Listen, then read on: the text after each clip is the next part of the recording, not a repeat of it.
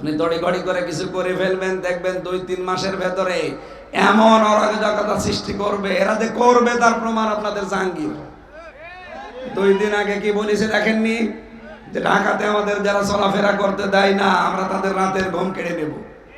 তার মানে সামনে ওরা এরকম সিদ্ধান্ত নেবে, এটা আল্লাহ আগে ফাঁস করে দিয়েছে। এই জন্য কারো ষড়যন্ত্রে পা দেওয়া যাবে না।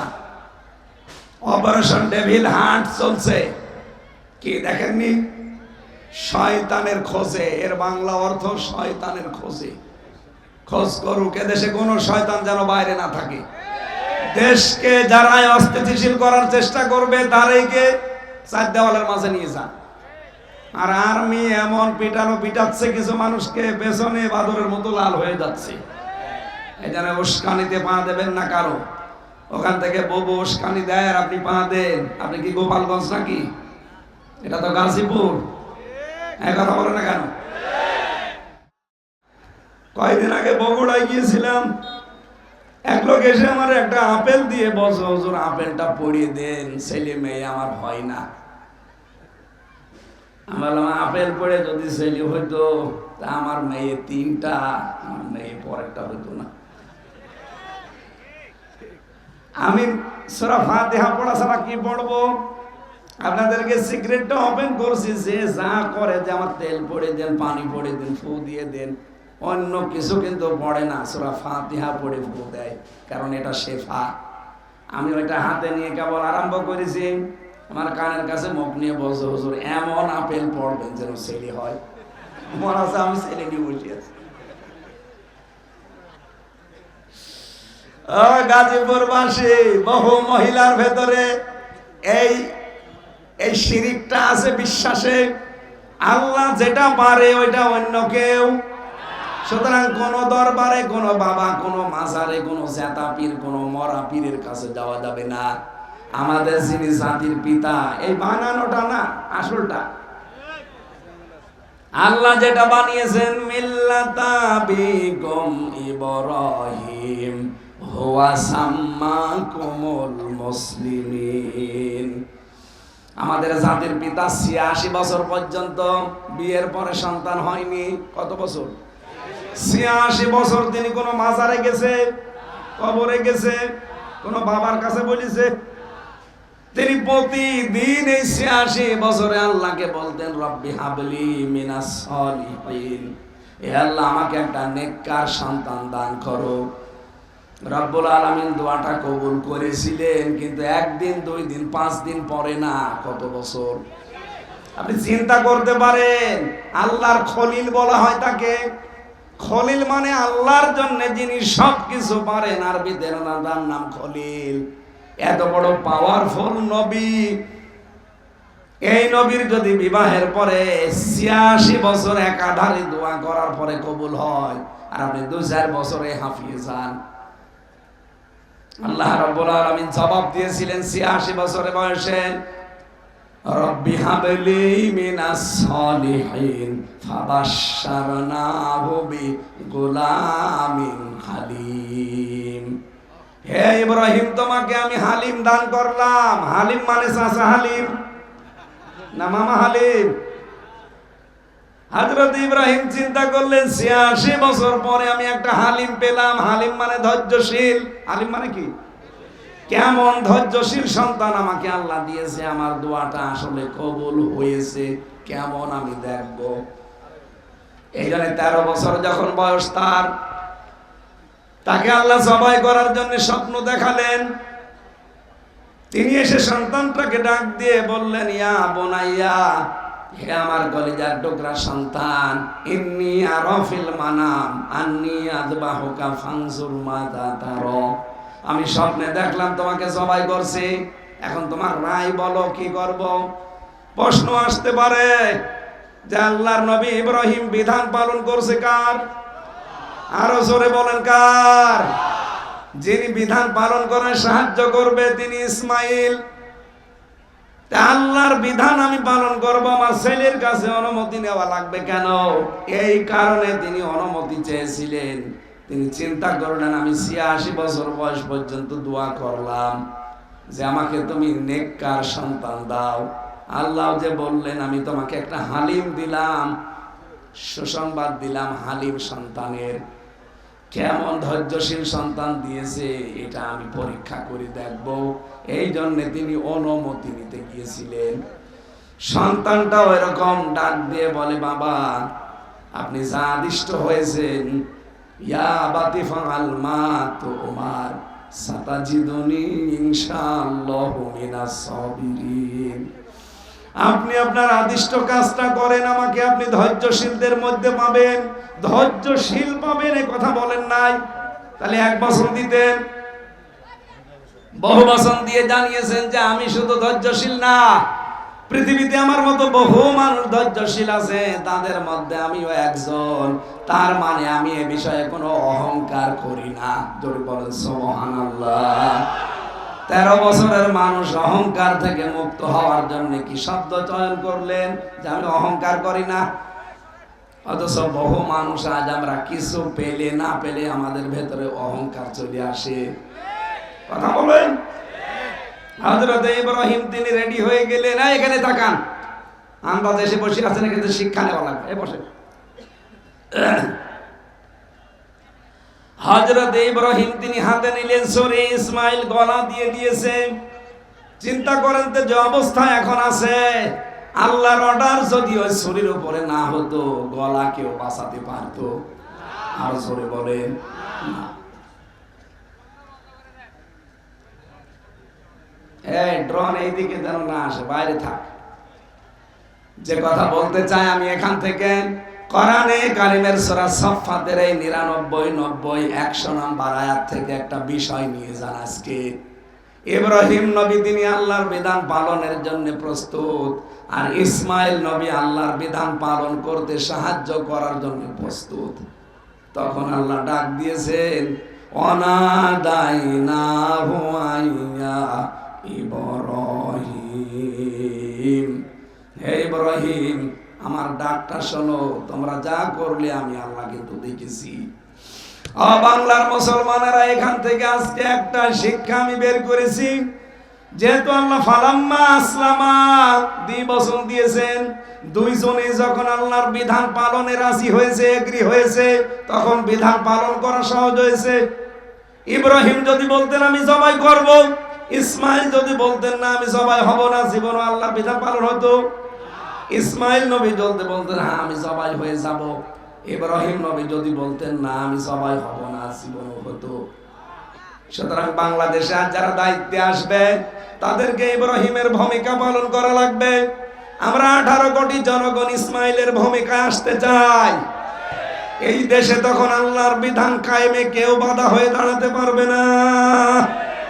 আমরা ইসমাইলের ভূমিকায় আসতে রাজি আছি না নেই? লিল্লাহি তাকবীর, লিল্লাহি তাকবীর। আল্লাহু আকবার। আজকের অনুষ্ঠানের প্রধান অতিথি আমাদের সাবেক মেয়র মরহুম এম এ মান্নান, ওনার সন্তান আসতেছেন, অ্যাডভোকেট মঞ্জুরুল করিম ভাই।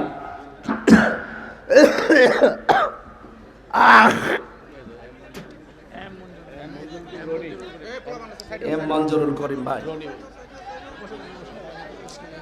ওনারা তো আরো ব্যস্ত মানুষ, সমাজসেবী মানুষ, ওনারা আরো ব্যস্ত আমাদের অনুষ্ঠানে।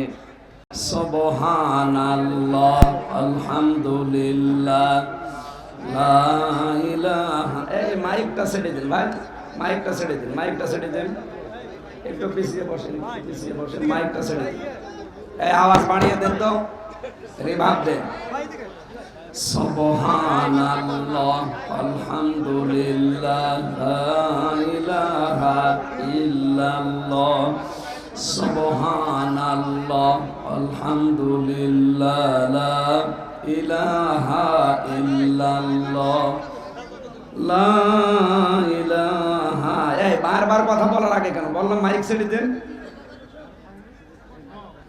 এখান থেকে একটু পিছিয়ে বসেন, মাইকটা যেন আওয়াজ আসে। সুবহানাল্লাহ, আলহামদুলিল্লাহ, লা ইলাহা ইল্লাল্লাহ। এখানে দাঁড়িয়ে কি করেন? বসেন বসেন। লা ইলাহা ইল্লাল্লাহ মুহাম্মাদুর রাসূলুল্লাহ। গাজীপুরবাসী, শিরিক মুক্ত জীবন তৈরি করলে আমার আল্লাহর পক্ষ থেকে নিরাপত্তা আসে। এর প্রমাণ কাবার চত্বর। যেহেতু কাবার চত্বরে প্রবেশ করলে ওই জায়গাটাতে আল্লাহ নিজে নিরাপত্তা দিয়ে দেয়। বাংলাদেশের এই ৫৬,০০০ বর্গ মাইল যদি আমরা শিরিক মুক্ত করতে পারি, আল্লাহর কসম এখানেও আল্লাহ নিরাপত্তা দেবে। সূরা আনআম ৭ নাম্বার পারা ১৭ নাম্বার পৃষ্ঠা প্রথম নাম্বার লাইনের ৮২ নাম্বার আয়াতের প্রথম অংশে আছে। এটা তাফসিরে ফি জিলালিল কোরআনে পাবেন। রব্বুল আলামিন গ্যারান্টি দিয়েছেন, আল্লাযীনা আমানু ওয়া লাম ইয়ালবিসু ঈমানাহুম বিযুলমিন উলাইকা লাহুমুল আমন ইলা আখির আয়াত। এই দুনিয়াতে যারা ঈমান আনে আর ঈমানের সাথে শিরিক মিশ্রণ করে না, আমি আল্লাহ নিজের পক্ষ থেকে তাদের ঘোষণা দিলাম, এরা নিরাপত্তার হকদার। বলেন সুবহানাল্লাহ। মানুষকে নিরাপত্তা দিতে পারে র্যাব, পুলিশে, আর্মিতে। কে বলেন তো? আল্লাহ পাক বলেন, প্রতিটি মানুষের কাঁধের উপরে ফেরেশতা আছে। একে চলাফেরা করানোর জন্য আমি আল্লাহর গাইডলাইন আছে। এই ফেরেশতারা যদি আপনার পেছনে দায়িত্ব পালন না করে, আপনি এক পা হাঁটতেও পারবেন না। কোরআনের কথা আমাদের বিশ্বাস হয়? কথা বলেন হয়? যেহেতু সব দায়িত্ব আল্লাহর, উনি এই বীর্য থেকে পর্যন্ত আল্লাহ আমার বানিয়েছে, সুতরাং নিরাপত্তা একক সত্তা উনি দিতে পারেন। উনি নিজে ঘোষণা দিয়েছেন, যারা শিরিক মুক্ত জীবন তৈরি করবে, তাদের ঈমানের সাথে শিরিক মিশ্রণ করবে না, তাদেরকে আমি নিরাপত্তার হকদার বানিয়ে দেব। সুতরাং বাংলাদেশ এখনো অনিরাপদ।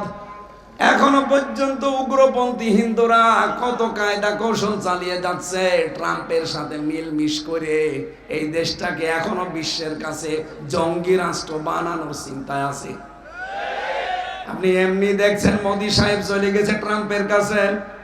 আল্লাহর ইশারা, মোদি যখন গেছে ওখানে ট্রাম্পের কাছে বাংলাদেশ নিয়ে কিছু বলবে, ঠিক সেই মুহূর্তে আন্তর্জাতিক মিডিয়া নিয়ে ডক্টর ইউনূস হাজির আয়না ঘরে। এমন গুটি চলেছে যে আন্তর্জাতিক সংস্থাগুলো, বিশেষ করে জাতিসংঘ, সব উল্টিয়ে দিয়েছে। মোদি যে কিছু বলবে সে মুখ আর নেই। উগ্রপন্থী হিন্দু যারা বিশেষ করে আমেরিকায় আছে, এরা এত সূক্ষ্ম ব্রেনে কাজ করছে বাংলাদেশ অস্থিতিশীল করার জন্য।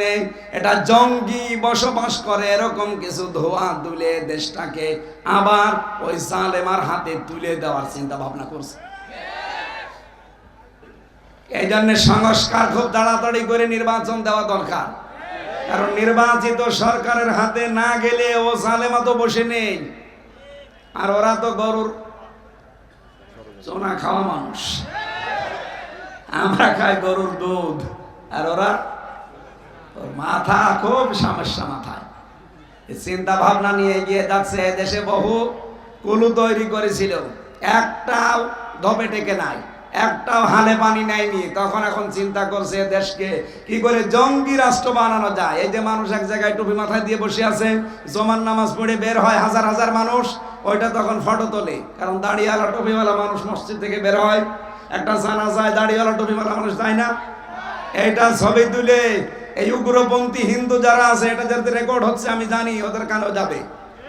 এইটা নিয়ে তখন ট্রাম্পকে দেখায়, এই দেখেন বাংলাদেশ কোথায় পৌঁছিয়েছে, সব জঙ্গিদের দখলে। আর ওরা এমনিতে দাড়ি টুপি দেখলে ভয় পায়। এক কথা বলছেন এখানে। এ কারণে এখন নতুন একটা চাল আরম্ভ করছে, এটা যেন বাংলার কোন মানুষদের নতুন ফাঁদে পা না দেয়। দেশকে আজ ৬ মাস কয়দিন হয়ে গেল, এই ৬ মাস কয়দিনে একটাও জঙ্গি নাটক পেয়েছেন? কারণ যিনি নাটক লিখবে তিনি তো পালিয়েছে, আর যাদেরকে নিয়ে নাটক করাবে তারাও পালিয়েছে। এই ডিআইজি মনিরুল আর আসাদুজ্জামান কাউন্টার টেররিজমের এই দুইজন এই নাটকগুলো সাজাতো, আর এটা লিখে দিত যিনি পালিয়েছে উনি। এখন যেহেতু নেই কেউ দেশে, এই জন্য 6 মাস কয়দিন হয়ে গেল একটা জঙ্গি নাটক আর কেউ বানাতেও পারে না, আমরা দেখিও না। কিসের জঙ্গি? সবগুলো ওদের বানানো। এক কথা বলো না কেন? সুতরাং আন্তর্জাতিক মিডিয়াতে বারবার প্রচার করা লাগবে দেশে জঙ্গি বলে কিছু নেই, এগুলো সব ওদের বানানো নাটক। কয়েকটা যদি উগ্র থাকে তারা জেলখানায় পড়ে আছে গাজীপুরের কাশিমপুরে। আমি 3 বছর ছিলাম ওখানে, দেখেছি। আল্লাহ দলের প্রধান আছে একজন, আব্দুল মতিন, এই গাজীপুরের কাশিমপুরে। জিজ্ঞাসা করলাম কি আপনি? বলছে আমি আল্লাহ দলের প্রধান। আপনি তো সভাপতি, একটা দলের সেক্রেটারি লাগে। বলছে আমার ছেলে হচ্ছে সেক্রেটারি। ও সভাপতি ও ছেলে সেক্রেটারি, ওরা উগ্র। এই তাছাড়া জঙ্গি বলে আমরা যা আন্দাজে আলেমদের ধরে নিয়ে মামলা দিয়ে দেয়। এই নাটকটা 6 মাস কয়দিন হয়ে গেল, দেখেছেন? সুতরাং বিশ্বে এটা প্রকাশ করা দরকার, এই দেশে সাম্প্রদায়িক কোনো উস্কানি নেই। এরা যা ছড়িয়েছে এই 54 বছর সব মিথ্যা কথা। এতদিন ওরা আমাদেরকে দাবিয়ে রাখতো যে এই দেশে সাম্প্রদায়িক সম্প্রীতি নষ্ট হয়, এদেশে দাঙ্গা হয়, অন্যান্য ধর্মের যারা আছে তারা অনিরাপদ। এগুলো যে মিথ্যা কথা, মাইক্রোসফট সবগুলো প্রকাশ করে দিয়েছে। দেখেন আপনি বিশ্বের আন্তর্জাতিক মিডিয়া যতগুলো আছে, 257টা রাষ্ট্র দুনিয়ায়, এতগুলো রাষ্ট্রের উপরে তারা চিন্তা ভাবনা করে গবেষণা চালিয়ে তারা প্রকাশ করেছে সবচাইতে বিশ্বে বেশি মিথ্যা তথ্য ছড়ায় ভারত। সুতরাং বাংলাদেশে যে সাম্প্রদায়িক সম্প্রীতি আছে, সামনে রোজা আসতেছে, রোজা আর পূজা দরকার হয় একসাথে হয়, এবং হয়েছে, সামনেও হবে। এই কথা বলে না কেন? এই জন্য হিন্দুরা পর্যন্ত এখন জানাচ্ছে যে না, আমরা এই আগস্টের 5 তারিখের পর থেকে সবচাইতে বেশি নিরাপদে আছি। তার মানে এর আগে আমাদেরকে অনিরাপদ রেখেছিল যারা এতদিন ছিল দায়িত্বে, তারা। গোবিন্দ পরামানিক পর্যন্ত এই কথা বলছে যে না, আমরা এখন নিরাপদে আছি, কারণ ওরা দেখতে পাচ্ছে মুসলমান তাদের মন্দির পাহারা দিয়েছে আগস্টের 5 তারিখের পর থেকে। এটা বিশ্বের মিডিয়ায় বারবার ছড়ান, বিশেষ করে যারা দুনিয়া কন্ট্রোল করছে তাদের কাছে। আমরা চাই উগ্রপন্থী কোন হিন্দুরা যেন দেশের দখল নিতে না পারে। এই কথা বলেন না কেন? এখানে স্বনামধন্য মানুষ ছিলেন মরহুম এম এ মান্নান, সাবেক মেয়র। আমি জেলখানায় থাকতে তার নাম শুনতাম, দেখিনি লোকটাকে। দোয়া করি তার জন্য আল্লাহ কবরটা যেন জান্নাতুল ফেরদাউস বানিয়ে দেয়। তার সন্তান, সুযোগ্য সন্তান আজকে এসেছে আমাদের মাঝে। আল্লাহ রাব্বুল আলামিন রনি ভাইকেও যেন কোরআনের জন্য, ইসলামের জন্য কবুল করেন, আমিন। সম্মানিত ভাইরা, যেহেতু একটা গুরুত্বপূর্ণ রাত কালকে, এই রাতে আল্লাহ রাব্বুল আলামিন কোরআন নাযিল করেছিলেন। ইন্না আনজালনাহু ফি লাইলাতিন মুবারাকা। যদিও এটা শবে কদরের জন্য বলা হয়, কোন কোন তাফসীরকারক জানিয়েছে না, এটা শবে বরাতের জন্যও। এই লাইলাতুম মিন নিসফে শাবান, এখান থেকে আল্লাহ রাব্বুল আলামিন বলেন কোরআন আমি এই গুরুত্বপূর্ণ রজনীতে নাযিল করলাম। কেন জানো? ইন্না কুন্না মুনজিরিন। আমি নিজেই মানুষদেরকে সতর্ক করতে চাই। সুতরাং কোরআনে আল্লাহর যত বাণী আছে সব আমাদের সতর্ক বার্তা। আমাদের জীবন যেন সতর্ক হয়, সেই বার্তাগুলো এখানে দেওয়া আছে। সামনে আমাদের সময় আসতেছে সতর্ক হওয়া। পৃথিবীর প্রতিটি জিনিস সম্পর্কে আমাদের সচেতন হওয়া লাগবে, সতর্ক হওয়া লাগবে, বিশেষ করে জীবন সম্পর্কে। যেহেতু বেশি দিন আর থাকা যাবে না, খুব বেশি হলো এখানে যারা আছি 100 বছর পরে থাকতে পারলে। কথা বলে না কেন? 100 বছর না, আমার মনে হয় 70 বছর পরে সব আমরা কবরের নিচে যাব। নতুন মানুষ এসে গাজীপুর আবার চাষ করবে। যেহেতু আমাদের জীবন সম্পর্কে সতর্ক হওয়া দরকার, জীবন সম্পর্কে সচেতন হওয়া দরকার, এই মুহূর্তে সেইটা করার জন্য আমরা আহ্বান জানাচ্ছি।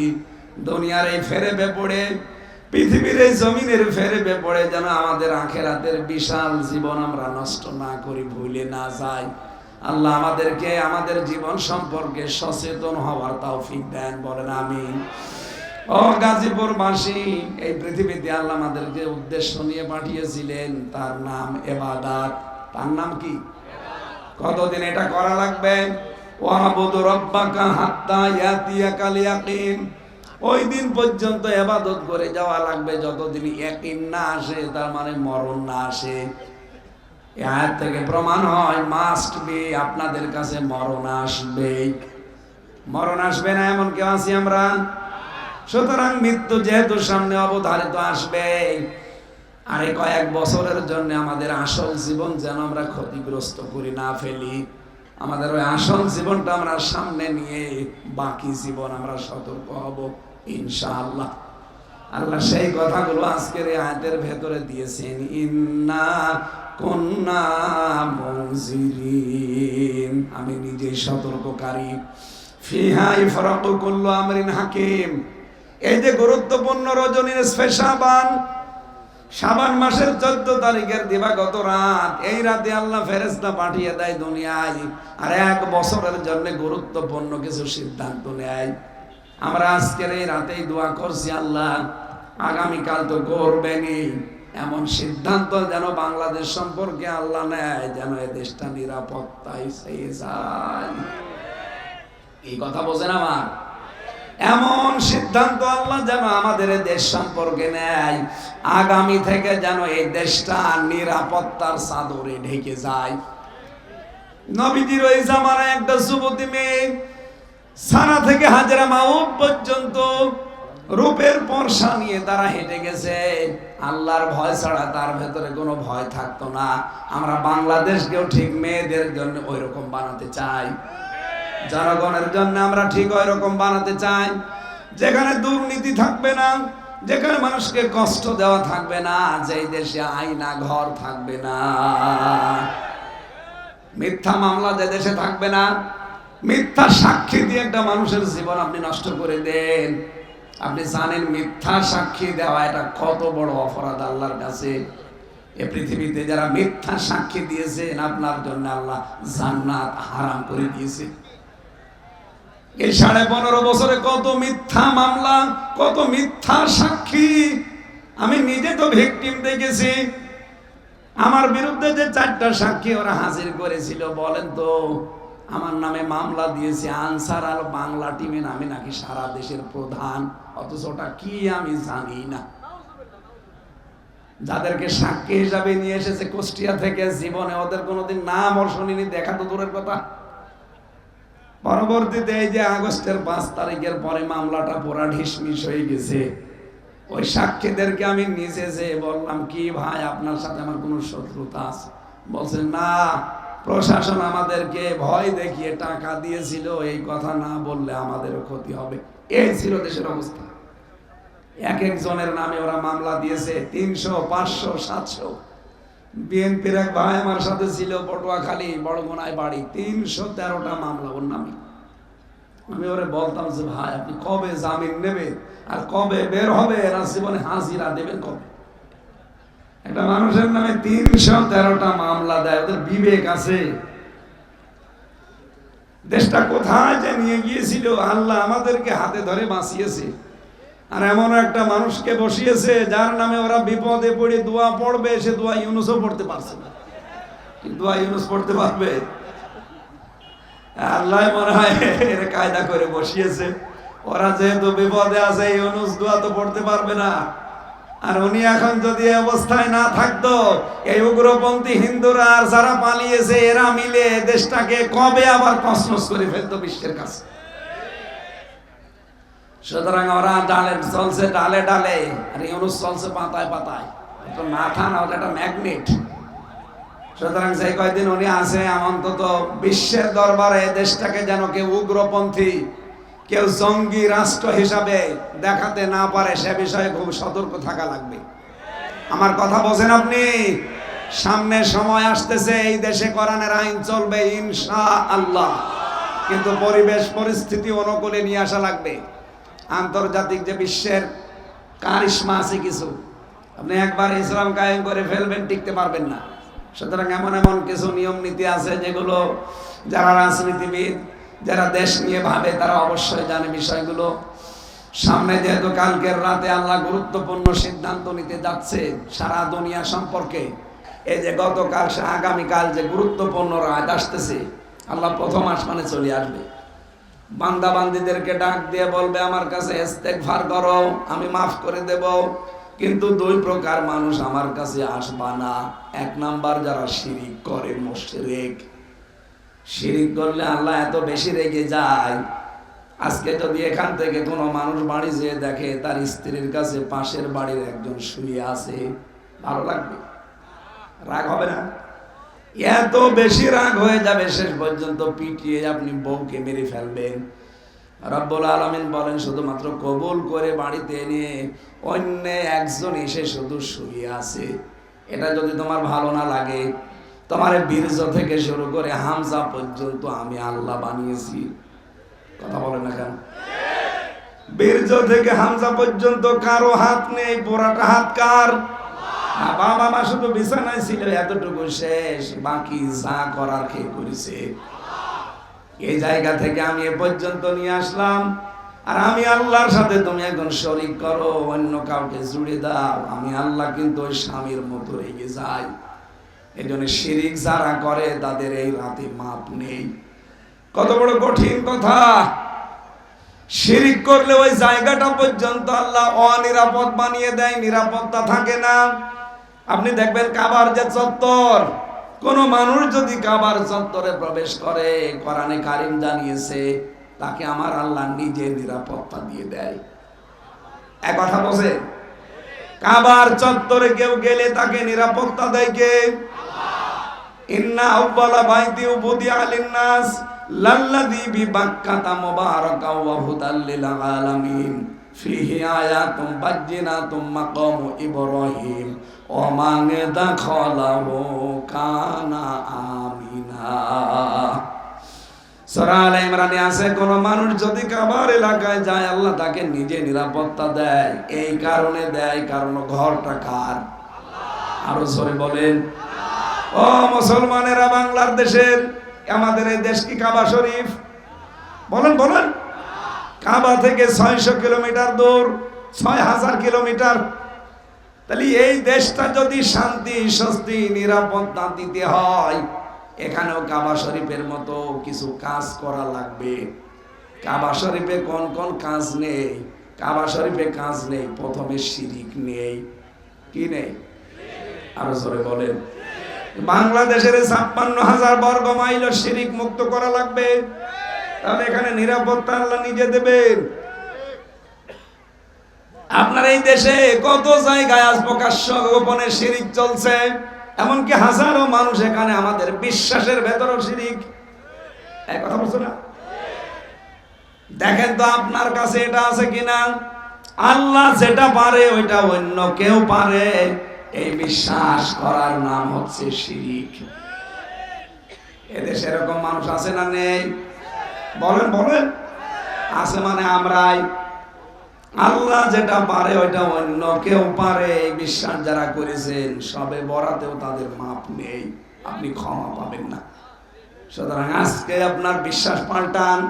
আল্লাহ যেটা, বাংলাদেশ সম্পর্কে আল্লাহ এমন একটা সিদ্ধান্ত যেন নেয় যে আমরা শান্তি, স্বস্তি, নিরাপত্তায় বসবাস করতে চাই। সেরকম একটা দেশ, কাঙ্ক্ষিত একটা দেশ আমরা আল্লাহর কাছে চাওয়ার মাধ্যমে আজকে আমি আমার কণ্ঠ এবং পরিবেশ শেষ করে দিচ্ছি। আগামীতে আবার আসলে আমরা কথা বলবো ইনশাআল্লাহ। রনি ভাইয়ের মুখ থেকে একটু সালাম বিনিময়ের পরে আমরা মোনাজাতের মাধ্যমে শেষ করব। আমার ওই যে সাদা গাড়িটা আছে